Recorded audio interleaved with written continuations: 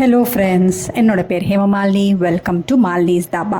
இன்றைக்கி நம்ம சேனலில் கேரளா ஸ்டைலில் ரொம்ப சிம்பிள் அண்ட் ஈஸியாக, அதே நேரத்தில் நல்லா ஸ்பைசியான சிக்கன் ட்ரை ரோஸ்ட் எப்படி செய்கிறது தான் பார்க்க போகிறோம்.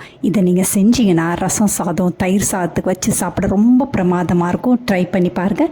வீடியோவுக்கு போகிறதுக்கு முதல்ல இது வரைக்கும் நம்ம சேனலை சப்ஸ்கிரைப் பண்ணாமல் இருந்தால் மறக்காமல் சப்ஸ்கிரைப் பண்ணி வச்சுட்டு பக்கத்தில் இருக்க பெல் பட்டனையும் ப்ரெஸ் பண்ணி வச்சுக்கோங்க. அப்போ தான் நான் போடுற வீடியோஸ் உங்களுக்கு நோட்டிஃபிகேஷனில் வரும். வாங்க வீடியோவுக்கு போகலாம்.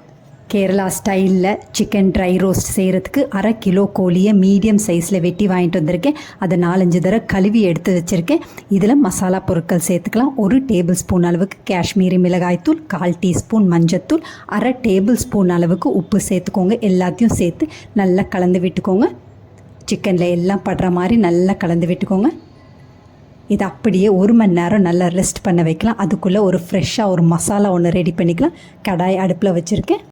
1 டேபிள் ஸ்பூன் அளவுக்கு கொத்தமல்லி, 1/2 டேபிள் ஸ்பூன் மிளகு, 1/4 டேபிள் ஸ்பூன் சோம்பு, அதோட கொஞ்சமாக கருவேப்பிலை எல்லாத்தையும் சேர்த்து மீடியம் டு லோ ஃப்ளேமில் 2-3 நிமிஷம் நல்லா வறுத்துக்கோங்க. கருகாமல் பார்த்துக்கோ. நல்லா வாசம் வந்தோன்னே அடுப்பை ஆஃப் பண்ணிவிட்டு நல்லா குறப்பாக அரைச்சி ஒரு பக்கத்துக்கு எடுத்து வச்சுக்கலாம். இன்னொரு பக்கத்தில் அதே கடாய், இரும்பு கடாய் அடுப்பில் வச்சுருக்கேன்.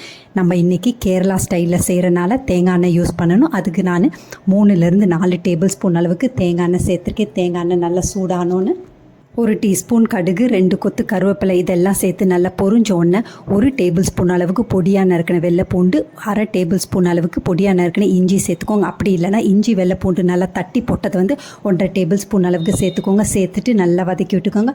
அதோட பச்சை மணம் போகிற வரைக்கும் நல்லா வதங்கின பிறகு 1 டீஸ்பூன் அளவுக்கு சில்லி ஃப்ளேக்ஸும் 3/4 டீஸ்பூன் அளவுக்கு கரம் மசாலா தூளும் சேர்த்து நல்லா வதக்கி விட்டுக்கோங்க. 2 நிமிஷம் நல்லா வதங்கின பிறகு நம்ம ஏற்கனவே மேரினேட் பண்ணி வச்சுருக்க சிக்கன் பீசஸை சேர்த்துக்கலாம்.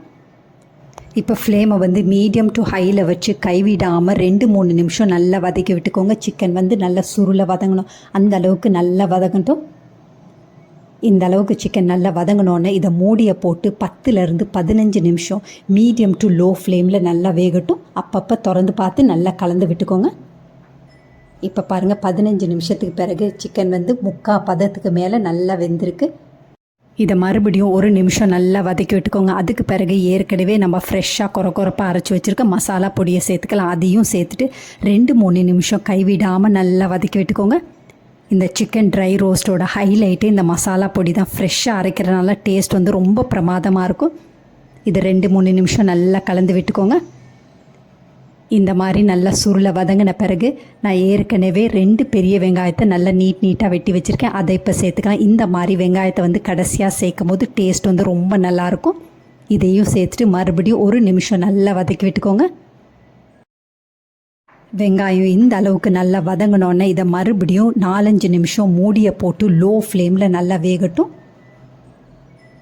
இப்போ பாருங்கள், 5 நிமிஷத்துக்கு பிறகு எண்ணெயெல்லாம் நல்லா பிரிஞ்சு வந்திருக்கு. சிக்கன் நல்லா ரோஸ்ட் ஆகிருக்கு. இதை விட இன்னும் நல்லா ட்ரையாக வேணுன்னா மறுபடியும் 2-3 நிமிஷம் லோ ஃப்ளேமில் நல்லா வேகட்டும்.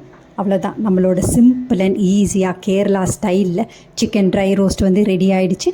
இதே மாதிரி அளவுகளோடு நீங்களும் இந்த சிக்கன் ட்ரை ரோஸ்ட்டை கேரளா ஸ்டைலில் செஞ்சு பார்த்துட்டு எப்படி இருக்குன்னு கமெண்ட் பண்ணுங்கள். பிடிச்சிருந்தா இந்த ரெசிபியை உங்கள் ஃபேமிலி ஃப்ரெண்ட்ஸோடு ஷேர் பண்ணுங்கள், லைக் பண்ணுங்கள், சேவ் பண்ணி வச்சுக்கோங்க. இந்த மாதிரி கேரளா ரெசிபீஸ், ஸ்பைசி ரெசிபீஸ் வேணும்னாலும் மறக்காமல் நம்ம சேனலை சப்ஸ்கிரைப் பண்ணி வச்சுக்கோங்க.